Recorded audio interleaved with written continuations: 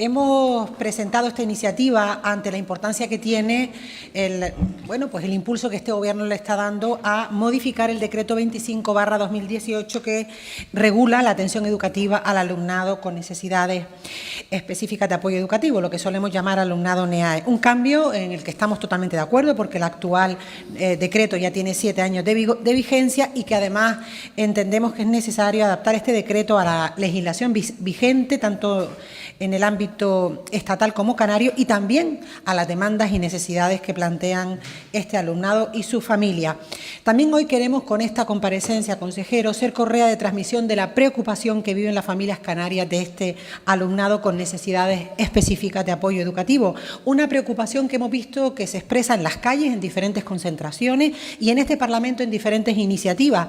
Hace algunos meses ya estuvieron aquí la Confederación de AMPA, las federaciones de AMPA, presentándonos un documento sobre las necesidades de este alumnado. Recientemente venía a esta comisión, en la pasada comisión que usted no pudo quedarse, venía la familia también a expresar su visión de cómo se está abordando esta temática, por cierto, una visión muy negativa.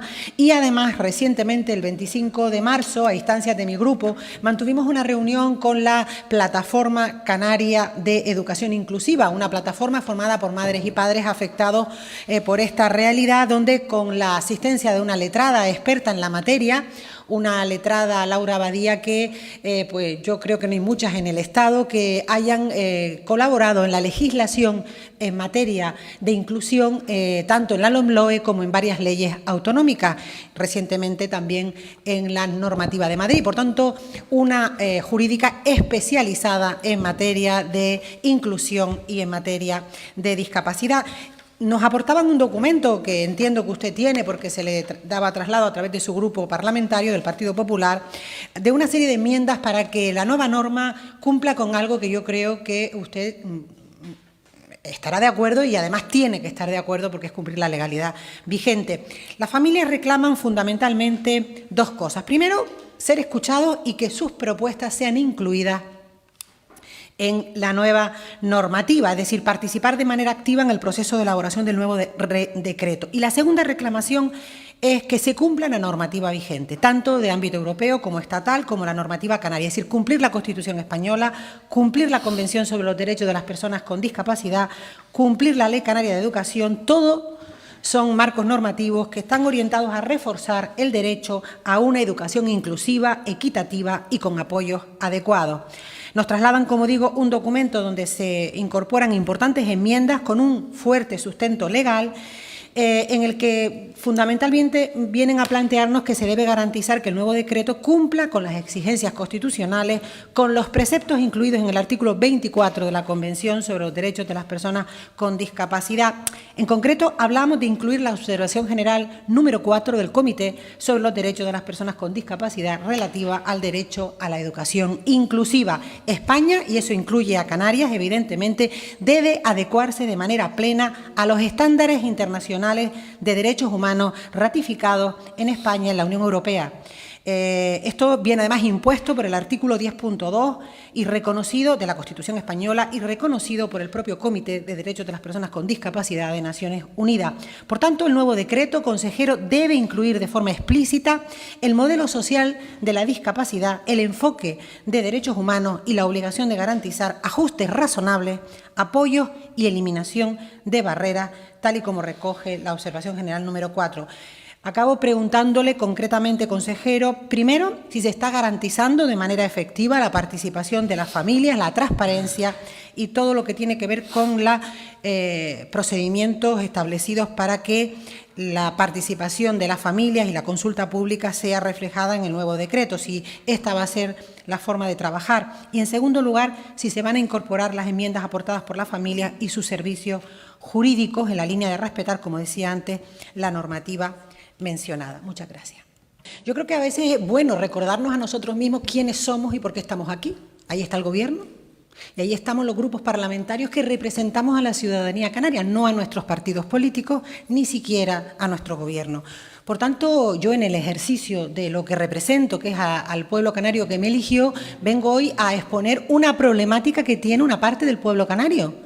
¿O vamos a negar que la familia representada por la FAPA Galdós las FAPAs del resto de las islas, antes se hablaba de La Palma, la Confederación de AMPA, o esta nueva plataforma, usted ha conseguido un logro, que es que haya una plataforma de padres que no están asociados, que se han unido y todos denuncian lo mismo, que es que hoy en Canarias no se atiende de manera correcta al alumnado con necesidades específicas de apoyo educativo, lo dijeron todos aquí cuando vinieron, y además también denuncia, está en los medios de comunicación, lo digo porque ha puesto usted cara de sorpresa, es así, usted no ha estado en alguna de las reuniones, a lo mejor no lo sabe, pero sí lo ha leído en prensa. Todos estos padres asociados y no asociados, en plataforma y fuera de la plataforma, han expresado dos cosas: que no se atiende de manera correcta a la diversidad en Canarias, que faltan recursos en las aulas, que faltan apoyo.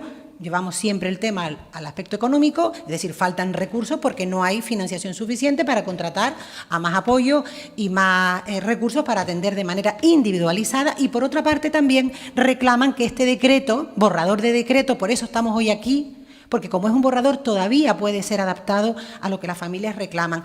Y miren, yo no soy experta jurídica, no sé qué expertos jurídicos tiene la consejería, lo que sí sé es lo que oímos, no los conozco, no sé me refiero, no los conozco, pero lo que sí sé, yo hablo de lo que sé, yo no he trabajado en la consejería y hoy estoy aquí no como docente, ni como representante de la consejería, ese es su trabajo. Yo estoy hoy aquí como representante de un sector de la sociedad canaria que me ha dicho, oye, defiendan a las familias que tienen hijos con discapacidad y que hoy están siendo excluidos de este proceso de decreto.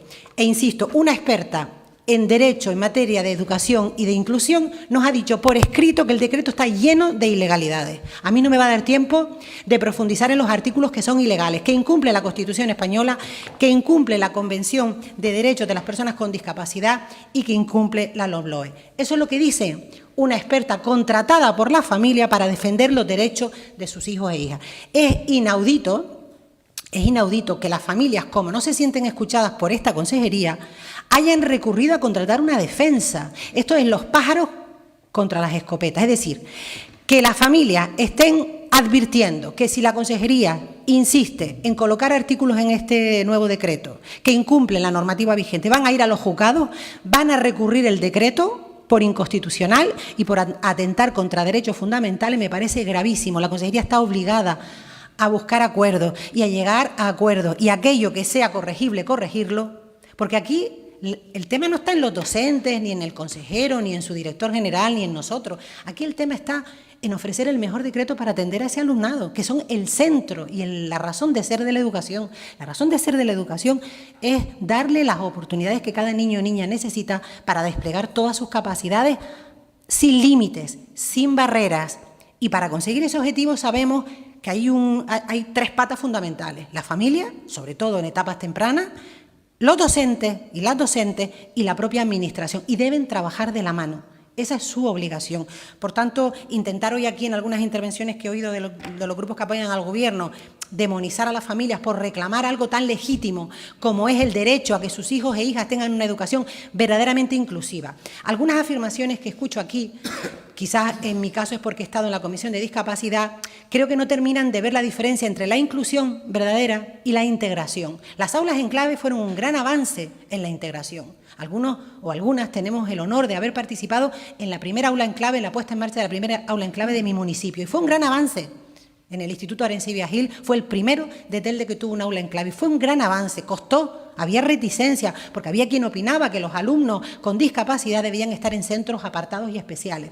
Hoy es sin duda motivo de reconocer nuestros avances, pero estamos en el siglo XXI y hoy debemos avanzar más hacia una verdadera inclusión. Y la verdadera inclusión, consejero, es que el niño o niña esté en el aula ordinaria, se le pongan todos los recursos y los apoyos necesarios, y que sacarlo del aula ordinaria sea el último recurso cuando el resto de los apoyos no hayan surtido efecto. Y no es al revés.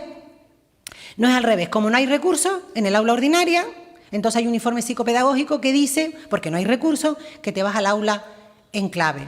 Esto no funciona así. Debe ser al revés. La norma lo que plantea es que debe ser al revés. Mire, le leo una cosa que yo creo que el Comité de Derechos de las Personas con Discapacidad de la ONU, pues es para ser escuchado, ¿verdad? En 2020 el Comité sobre Derechos de las Personas con Discapacidad de la ONU dictaminó que España incumplía hasta 7 artículos de la Convención con respecto al derecho de la educación inclusiva de un niño con síndrome de Down. Y ya en abril del 2024, la misma comisión denunciaba que la propia LOMLOE todavía permite un doble sistema de enseñanza discriminatorio y segregador. Apreciaba además que las evaluaciones psicopedagógicas y los dictámenes, resoluciones de escolarización resultan en la práctica una exclusión de los alumnos con discapacidad de su inclusión con apoyos individualizados.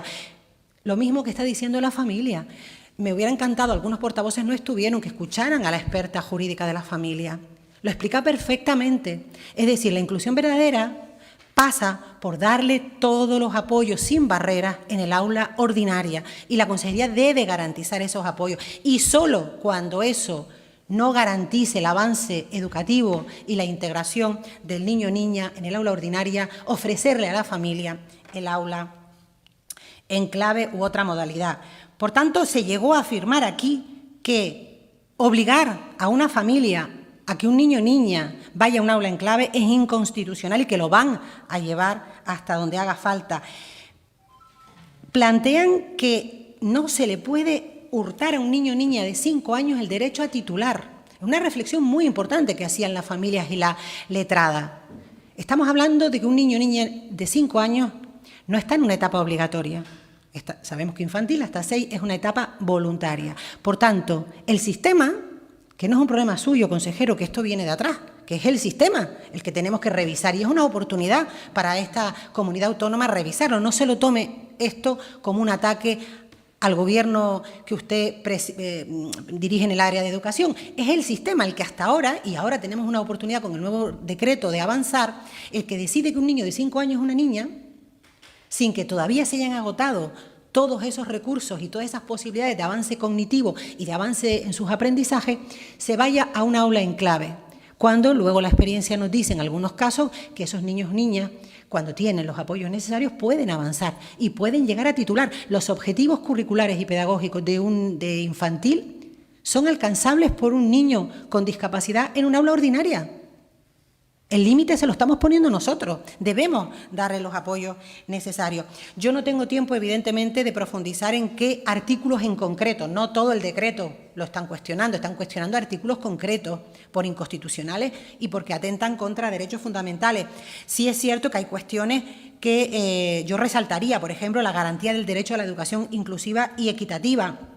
Plantean que garantizar el derecho a la educación inclusiva en conformidad con la convención que nombrábamos antes y con la propia ley orgánica y con la ley 15/2022 de igualdad de trato y no discriminación se incumple, que clasificar las medidas en extraordinarias, ordinarias y excepcionales, justificando la escolarización en centros de educación especial cuando las anteriores no surtan efecto, vulnera el principio de la inclusión porque considera la segregación a un aula en clave como una alternativa válida en lugar de garantizar los ajustes razonables y los apoyos especializados dentro del sistema educativo ordinario, lo que yo planteaba antes, y por tanto proponen una redacción que refuerce la educación inclusiva como modelo único y exigible, eliminando las medidas excepcionales que impliquen separación del alumnado y promoviendo un enfoque basado en la equidad, la accesibilidad universal y el diseño universal para el aprendizaje. También plantean enmiendas a artículos que tienen que ver con la obligación legal, no opcional, legal, de la Administración de aportar los recursos educativos